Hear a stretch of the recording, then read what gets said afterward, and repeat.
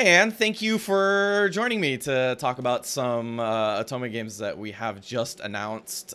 Four great new titles. I'm really looking forward to them.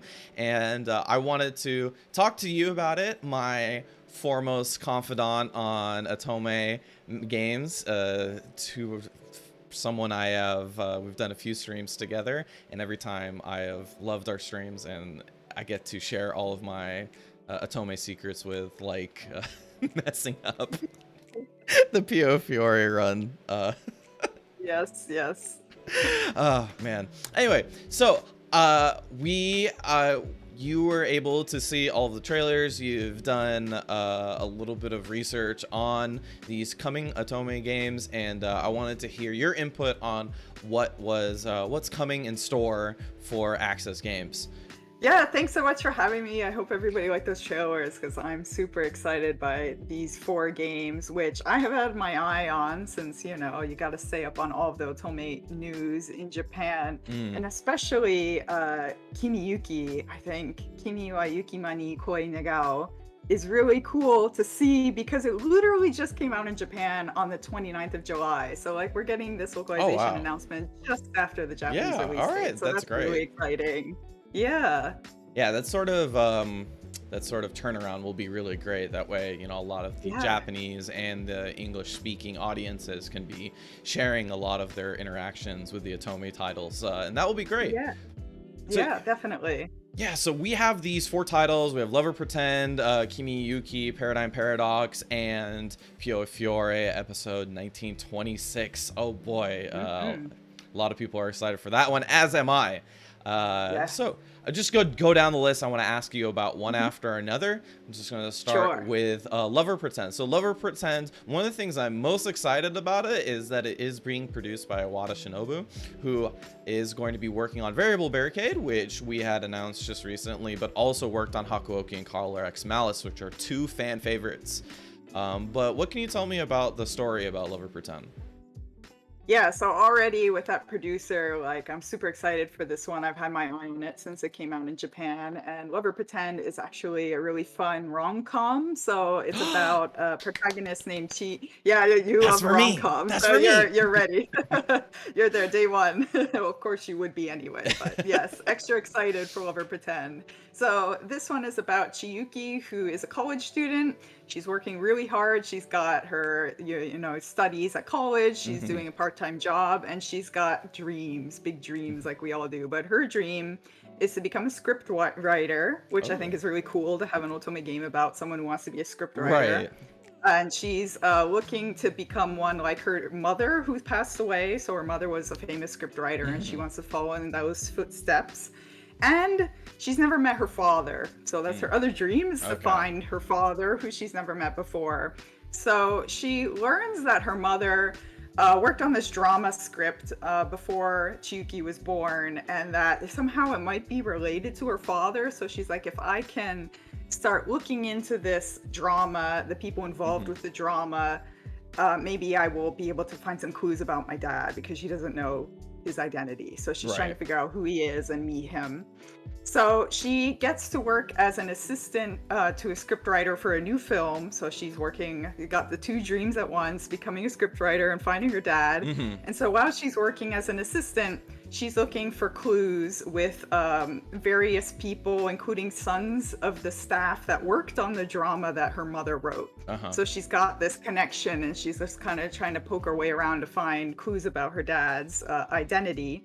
But in a plot twist, she finds herself cast as the main love interest in the film that she was working on as an assistant. So now she needs to pretend that she's in love with the different guys she's become involved with, just like this film is sort of mirroring the drama that her mother wrote. So it's just like this pretend love story that her mother wrote. She also has to take on that role. So she's got all this stuff going on, has to pretend that she's in love with these dudes. Some of them are kind of interested, some of them aren't so much. Some of them are actors. Other characters are like the makeup artist, who's her best friend, and really aloof, smart university student who gets involved in all of that. So you have all these different fun characters and that really fun premise of like having to pretend that you're into somebody when you don't know anything about them, but of Right. course, eventually it might lead to something else. Right. Of course. Yes. That's crazy. You know, I had actually talked about this recently on one of my Otome streams that we do on Aksys Games. I wanted to do or I wanted to write myself a Otome game set in a Otome, Oh. in an Otome developer studio, and I had like all Oh, these that would be ideas. so I had fun. all these Yeah. ideas for like who'd be the writer and like what kind of characters they would be. This is like really similar to that actually. Oh, they got to it before you, I I guess. know, but Darn. it's great. I mean, you know, that means I get to experience the story without any of the work. Let's go. That's right. Yeah, and of course the art for this one, if you saw the trailer, is just really like this bright, poppy vibe, and I really love all the character designs, so I'm super excited to play this one. And we've got a few very cool voice actors in it as well. Like Kazuma in it is played by Makoto Furukawa. This is the best friend I just mentioned who has known the protagonist since high school. He's apprenticed in hair and makeup. And he played Lugus in Psychedelica of the Hawk, which Aksys released for the Vita a while back. He's also playing Alan Melville in Cupid Parasite, which IFI just announced for localization. And Minamoto no Yonimoto in Birushana Senki, another game that's going to be coming out. So all other Otome games. So fans of Otome games might be familiar with this voice actor. He's very cool. Yeah, actually, one of the games that he is, or one of the animes that he's recently been in was Fruits Basket with Hatsuharu. Oh, And yes, that new is one, just right? one of my favorite characters in that show, so I'm very excited. But other people will know him as Saitama from One Punch Man, which is a super big Of title. course, yeah, that's a very famous one. Yeah, and he did a very good job in that one as well. So I mean, Yeah. I'm excited to have his voice in here, as well as Tomoaki Maeno. Did I hopefully pronounce that right? So the big thing is I've played him for a really long time because he plays Kyo in King of Fighters, but also he just has like a slew of characters. He's been a Otome mainstay for quite a while now, including playing Keisuke in Colors Malice.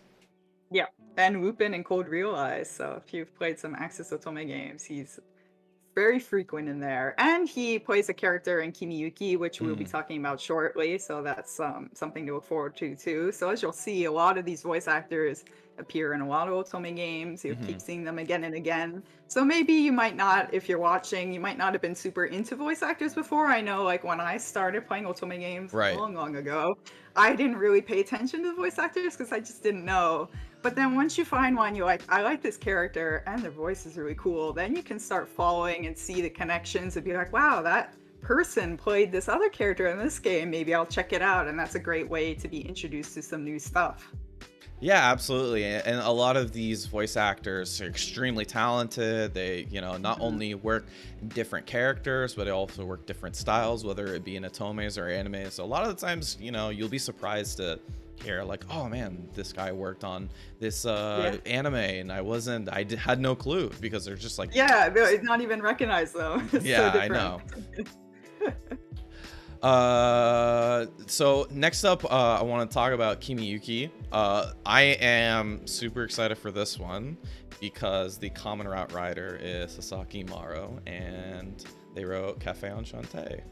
And I think if you've ever been in one of my streams, you know how much I adore Cafe Enchanté. I'm not finished with it just yet as of this recording, but oh my god, I love that game so much. And I think one of the things I had recently realized about how that game was written was that it's extremely inviting.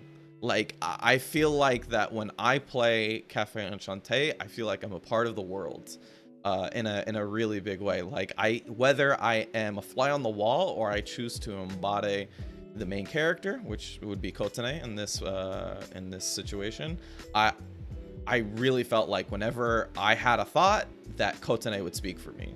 And I'm really excited to hopefully have that sort of feeling again, because it's super unique in media for something like that to happen. I feel like that's like something that only visual novels or Otome games can really provide. Yeah, this game definitely has really high pedigree too, so I think we can expect a lot of it. The artist is Nagaoka, also goes by Team Nagaoka, who Hmm. worked on a very famous Otome game called Clock Zero. So I think a lot of people will be familiar with that art style. So this game again is called Kimi wa Yukima ni Koi Negao, which we've been shortening to KimiYuki. That's what Hmm. the Japanese fans do as well. Much easier to say. And the title, I'll just give a little info on the title, the Japanese meaning, so you can kind of get an idea about Right. what it's going for. Sort of a rough translation might be something like "wish in the easing snow." Yukima is sort of like a space where like you've got a big snowy field and maybe there's a little plot of brown where the snow has started to melt. Can Right. also mean snowfall that's slowly starting to ease. It's a very like Okay. kind of romantic word. It's used Hmm. in a lot of Japanese poetry, so it has that really romantic sense of like, oh, snow that's starting to part, you know? Right. So there's that, and then koi negao is like a request or a wish. So this game is about a young woman who lives in Edo period Japan. So this is a historical game, Hmm. and we've got some fantasy elements in it. So there are a bunch of monster-related incidents in Edo, which is, you know, Tokyo before it became Tokyo. Hmm. And the Tokugawa shogunate forms this group called the Oniwaban, which is actually a real thing. This was a historical thing. Oh, It was a okay. group of like secret spy agents, often depicted as like ninja in media. So if you're Hmm. familiar with like Hakuoki and the Shinsengumi and how that was all based on real things, Right. this is similar in that it's sort of basing it on real bits of history, but of course adding in monsters and all that cool stuff. Yeah. So they form this Oniwaban as a secret group that's supposed to keep the monsters under control. So you've got that as the backdrop, and then the protagonist Suzuno is a girl who lives in this very small village way far away from Edo, and she has a strange power.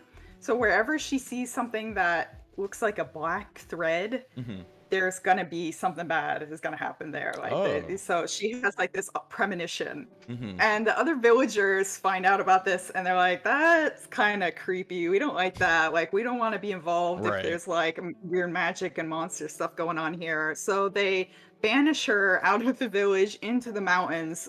So she lives in the snow-covered mountains where you get the snow in the title, and she's living there all alone. And she ends up becoming entangled with other non-humans and magical people after a man approaches her in her little hideaway, saying that he's from the Oniwaban and he's been looking for her. So that's how she gets kind of carried in and ends up working with the Oniwaban Hmm. group and getting involved with this monster-related stuff. Won't say anything further than that, but we've got 6 romanceable characters in this one, all very, very cool, Hmm. very famous cast of voice actors. So this is a very exciting game. Yeah, one of the voice actors that I was most excited for this one is Namikawa Daisuke, because they had Hmm. recently been in seriously one of the most amazing shows I've seen in a very, very long time, Odd Taxi, as Otakawa, which was the Oh yeah. main character in that show, but also comes from a very, very prestigious game in Persona 4 as Yu Narukami, Yes. and that's Yes. a very fan favorite character. Yeah, definitely. And if you're familiar with Color Malice, again, he plays Takeru, who's another favorite, the green seaweed head grouchy boy from Color Malice. So that's a big one. I'm also excited. Well, we mentioned Tomoaki Maeno, who's Hmm. in LoverPretend. Yep. We've got Soma Saito, who is also in Color Malice. He's Mineo, which was a personal favorite character of mine. He's the redhead with the eye patch in Color Malice, so Yeah. I quite enjoyed him. And we've got another voice actor, Yusuke Kobayashi, who is also in an upcoming game from Aksys Dairoku, Agents of Sakuratani. Yeah. He plays Hira in that. That's this green-haired Tengu character, so another yokai, Mhm. monstery type character. So Right. you might see some similarities there. Before I go back to talking about what I'm thinking is pretty interesting, like what the story is going to be about. I wanted to point out that Saito Soma actually also played Lundrakia in Under Night, which is the fighting game that, Okay. and that's a pretty cool crossover. Normally, that doesn't happen too Yeah. often. But we actually have 2 fighting game crossovers, with this one being Kyo and Mandarake, that's which awesome. is where my prestige comes from. But the way that you've portrayed the story seems it's a bit darker. It's a bit more serious, and I'm very excited to see how the writer of Café Enchanté, who very, even at its darkest times, is a very lighthearted affair for the most part, ends up working on a more darker tone sort of style. Yeah, definitely. It'll be interesting to see how that plays out. I'm sure there will be some nice lighthearted moments as well, but overall, with the and Cafe Enchante was also about monsters, so they're used to writing about non-human characters, but this one, it does seem it's got the historical elements, and then the difficulties of people living with monsters that are basically terrorizing Edo. So, I mean, at least the characters in Cafe Enchante for the most part aren't terrorizing anybody, just here and there. At least the characters in Cafe Enchanté mostly stay indoors. Yeah, they're too busy drinking coffee and eating cakes. Playing Otome games, as we will be in just a moment when we get our hands on these wonderful games. Moving on, so we have Paradigm Paradox as well. I'm really looking forward to this one very specifically because Inoki Junya is going to be playing one of the main characters of the game, and who had recently played Yuji Itadori and Jujutsu Kaisen, and Yomogi from Dynazenon, which is one of my favorite shows that had recently came out. But what can you tell me about the story? And that's something I actually have very little information about. I want to hear a little more about that one. Yeah, sure. This one is very interesting. I'm very excited to see how the game plays out after reading up on it. So Paradigm Paradox is about a future world where humans are living in isolated colonies. There are these villainous creatures that are kind of keeping them, where they have to kind of live in these enclosed colonies. And the protagonist is a high school student.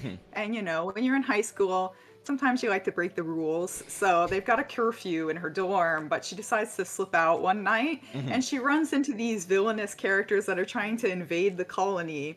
So they're these beautiful boys. Of course, so villainous. But then while she's, trying to escape them, she's saved by 4 girls wearing like magical girl outfits. And because of this event, she's inspired to become a hero of justice herself and becomes a magical girl as well. So you've got this, magical girl theme like Sailor Moon or Madoka Magica. I was about to say, this is like a shoujo sort of. Yeah. And that's so cool. So the characters, we've got 8 characters here, 4 on the hero side and 4 on the villain side. So that you've got that going. You can kind of pick which side you're going to go for and which characters you're going to interact with. And all of the guys also transform into magical girls. So now you have the 8 voice actors for the men, but you have their female versions also have very famous female voice actors as well. So you've got this huge cast of voice actors, and even the opening theme of the game is sung by all of the 8 guys. Oh wow, really? That's impressive. So this is just like voice actor bonsai, celebrating all these awesome people.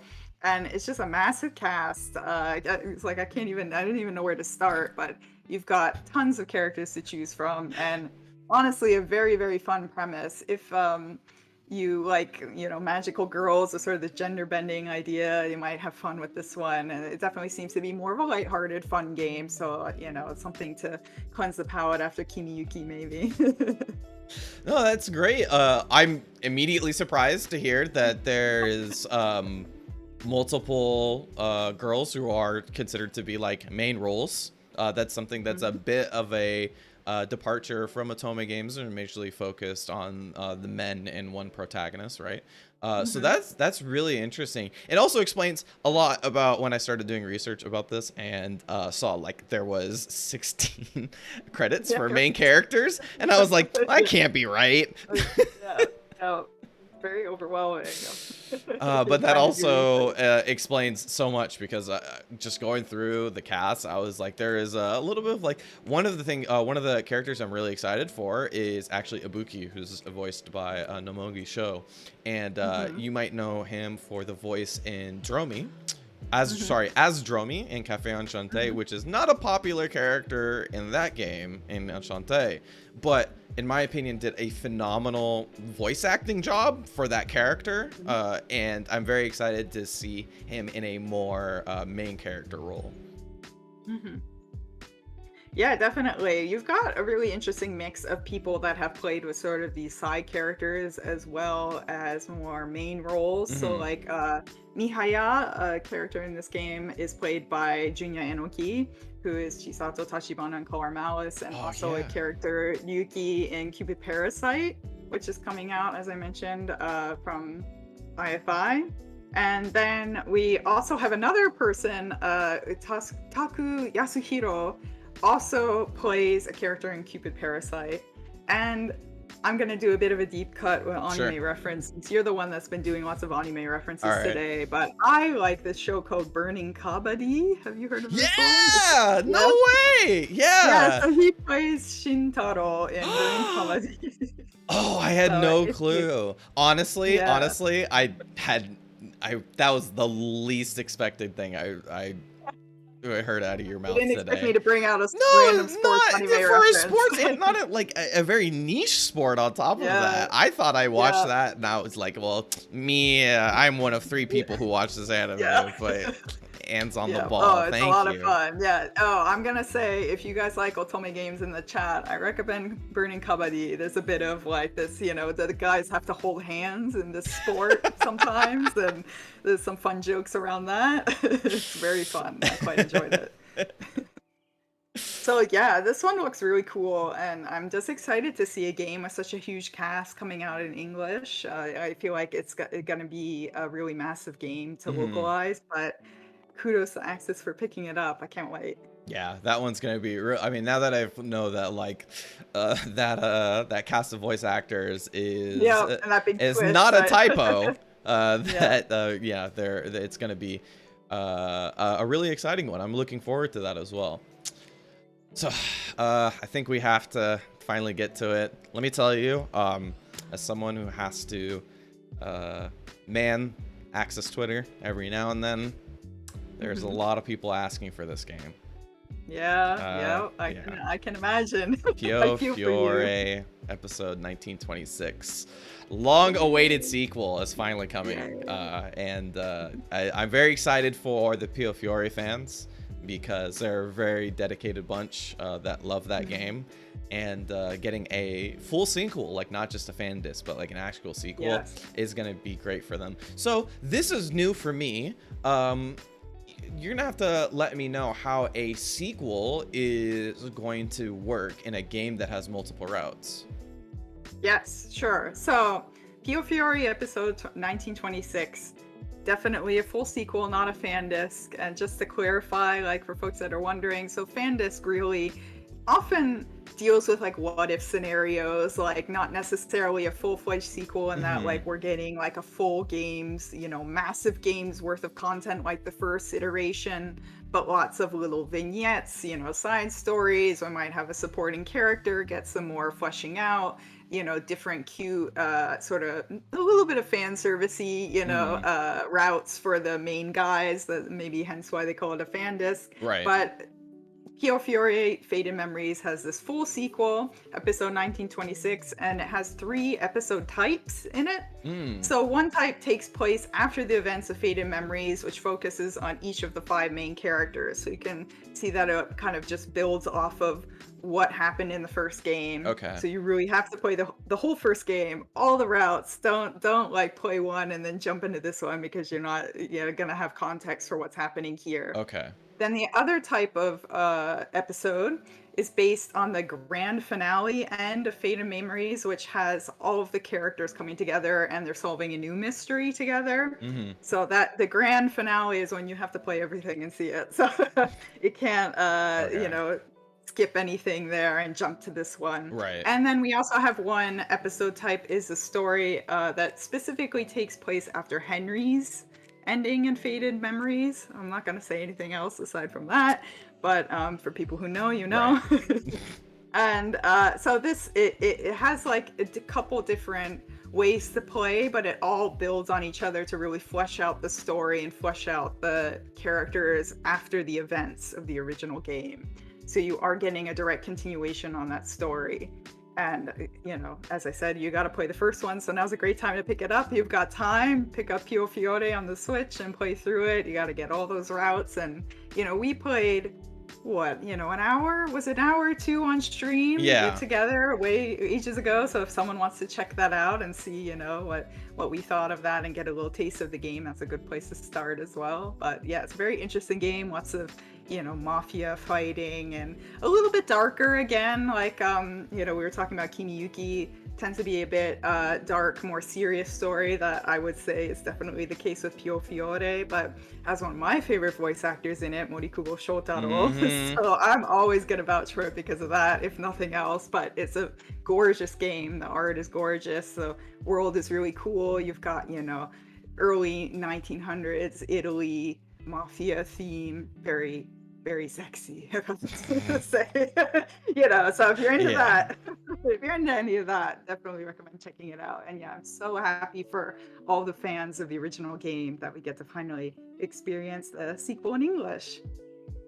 Yeah, I mean, like I said, everybody asked for it, like even on my own Twitter. Like, it's like, I'm streaming an Otome game today, and next thing I hear is, when's 1926?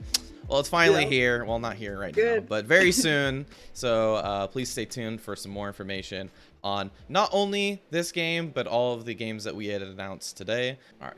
Thank you, Anne, so much for joining me and talking about these new 4 titles. I'm very excited for when they come out. We'll be playing them together, and I love that discussion that we get to have together. But if anybody else wants to discuss the Otome games with you, where can they find you? Yeah, they can find me at Apricot Sushi on Twitter and my website, chick-pixel.com. That's CHIC-pixel.com. I write about Otome games, of course, and lots of other video games and anime and manga and all the stuff I like. So if you ever want to talk to me about your favorite Otome games, hit me up. I'm very excited for all of these releases. Thanks so much, Aksys, for having me on, and enjoy the rest of the stream, everybody. Thank you so much, Anne. And yeah, we'll be back in just a moment.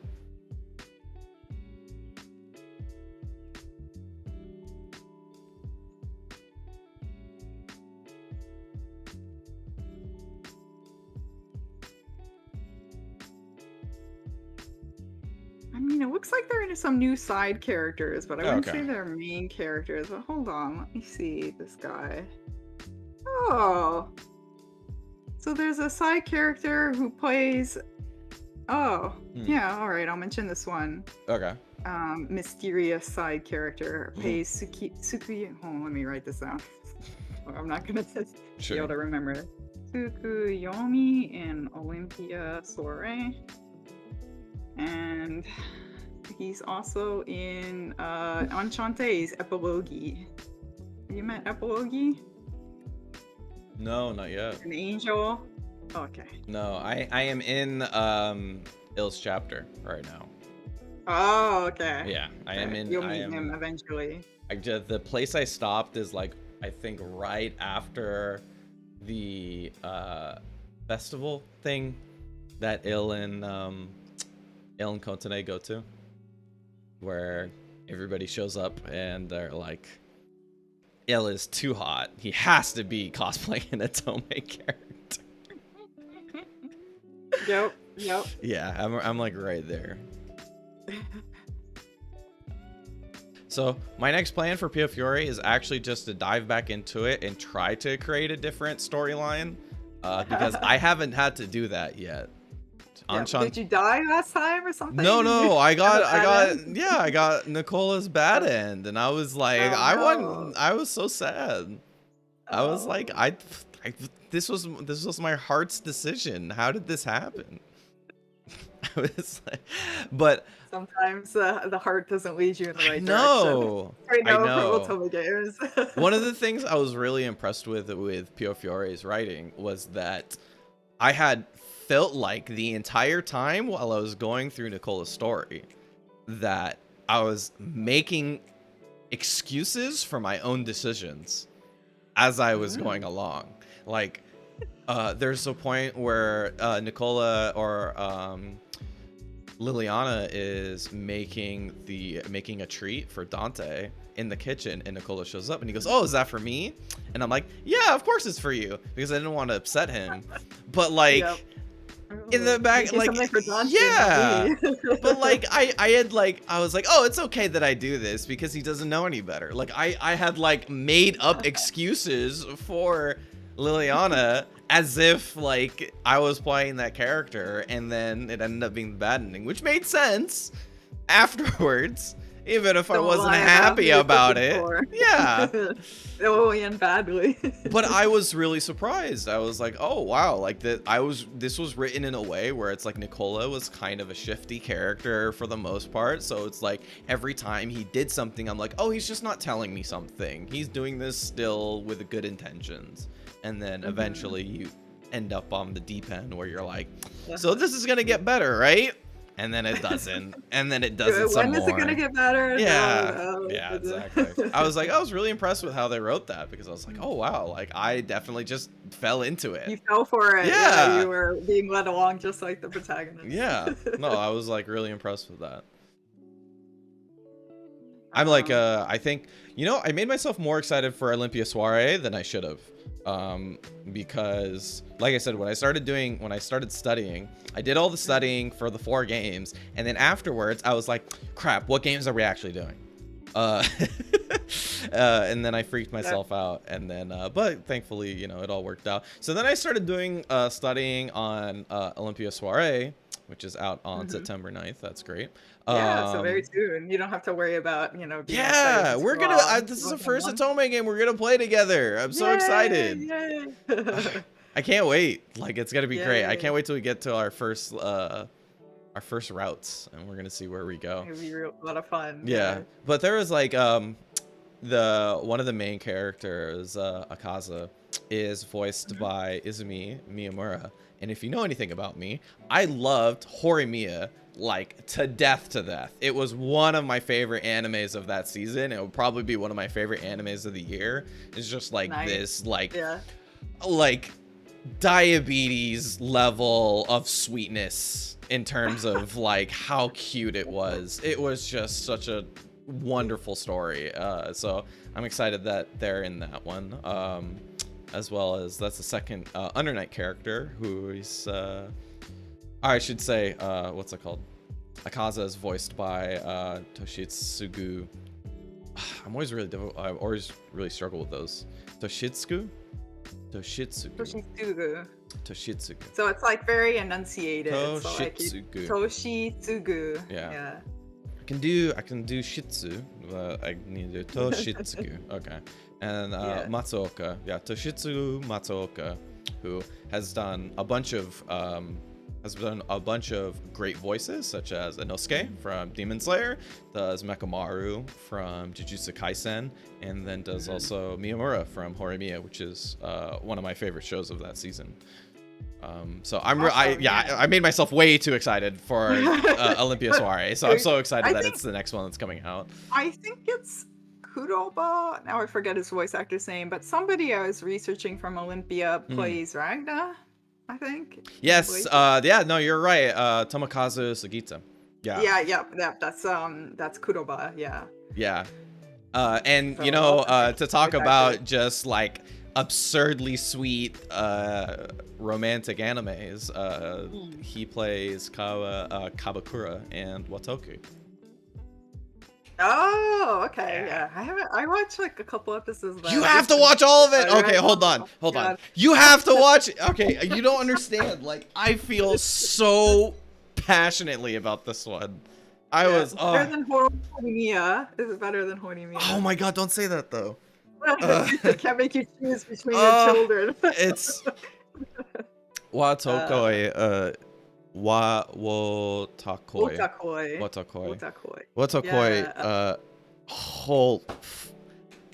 God, it's like it hits differently. Like it's sort of like I loved Horimiya because the characters were so cool and interesting, and like the interaction between Hori and Miyamura was like really great. But Wotakoi, oh boy. It's very unique in the sense that it's like, even if they're nerding out about stuff that you're not specifically a nerd about, you can very much understand it. Yeah. Like that sort of like understanding of like how the main characters nerd out about stuff. Yeah, it's very relatable. Yeah. I read some of the manga because my friend translated a bunch of the volumes. But I haven't. Yeah, I only watched a couple episodes on anime, so I need to go back to that. If it sells it or it doesn't, I don't know. But like the two main girls in that show are both Fujoshis, and they're like, oh yeah, that's right. You know enough. You know enough. That's right. I found that freaking hilarious that they would both argue about their boyfriends. Like it was like just such a thing for me. I was like, they're really deep in their Fujoshi nonsense. I love that show so much. Yeah, cool. Yes, I'll have to watch. Yeah, please do. I will. I know they don't like technically work with Aksys, but it feels like they did, because there's like Chaos's voice actor, Ragna's voice actor, Naoto's voice actor, are like there's like 3 of Aksys fighting games in this one alone. Like this like you're saying, this one's like chock full of just amazing voice actors. Like there's Joseph Joestar, there's Ritsuka Fujimaru from Fate, there's who's Yuki, that's for me, Yuki Soma from Fruits Basket. He's a wonderful character. Yeah, so on and so forth. I've always seen the original Fruits Basket anime. I haven't gotten around to the new one. Do you know if it's the same, like in terms of a story, like almost beat for beat? So I've heard that this new anime is more closer to the manga than the story, but I think the beginning is similar, but it goes beyond the original anime and like finishes the story of the manga, which the original didn't. Oh, okay. That's my understanding. So there are more developments in it. Is it okay if I say things, or should I just? You can say things. I'm not a big I don't get really bothered by spoilers anyway. Right. I'm more of the I gotta experience it type of person. So go ahead. Go for it. So how far so does it go through the whole arc of like between Yuki and Machi? Who's Machi again? There's been like 10 years since I watched that's okay. So Machi is what ends up being Yuki's love interest. Maybe not. I don't know that I remember. Yeah. Okay, so it doesn't matter because you just need to watch it. It's like, like I was God,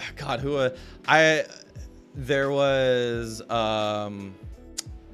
who's the doctor again? What was his name? I'm gonna be so sad because he was my favorite up until that last bit, like towards the 3rd season. He's still like kind of sort of my favorite because his story is like, man, what does that say about me? He had like the most gut-wrenching story for me, where I was just like, I was so sad for him. But then Yuki's arc as a character is so great because he learns everything from Toru and then transitions it to his love interest and becomes the Toru for that character. And I was like, that's awesome. Like, what a great character. Cool. Yeah, I feel like the original anime, it was just Toru and Yuki and the cat boy triangle, and that's all you got. Like, really? Yeah. I don't think so. That's really interesting. That's all I remember. Because, well, it's really interesting because, like, one of the, I think, like, the best parts about this Fruits Basket was that it goes through all of the animals and goes through their backstory, like, and goes, so even if it's just like a couple episodes, it will like at least touch on them, because like one of the big things about this fruits basket is that everybody interacts with Toru to some degree. Cool. Like everybody loves Toru because she's a good character, she's a good person, and like, you know, coming from oh God, I'm forgetting. My brain's so bad at these things. I'm just gonna look it up. Coming from Akito, who's, you know, a very manipulative character, like I feel like there's sort of this redemption of like choosing to like Toru over being forced to like Akito, sort of thing. And even if they don't like her like romantically, it's supposed to be a game of, or a thing of like, this is a wonderful person who's worth being treasured and adored, as opposed to this person who's, yes, you know, dealt with a lot of trauma in her own youth, but still I have been forced to be in this situation my entire life. Yeah. That's cool. Yeah, add it to the list, the long list of anime. I know. I will say, if it gets you any more excited to watch it or anything, they're doing a prequel for Fruits Basket where they go through the love story of Toru's parents. Cool. And I'm super excited for that because throughout this Fruits Basket, at least, Toru's mom is constantly shown as like the ultimate badass mom. Like she's like she used to be like a delinquent, like gone good, sort of becomes like a great mom, but doesn't take any shit still, sort of thing.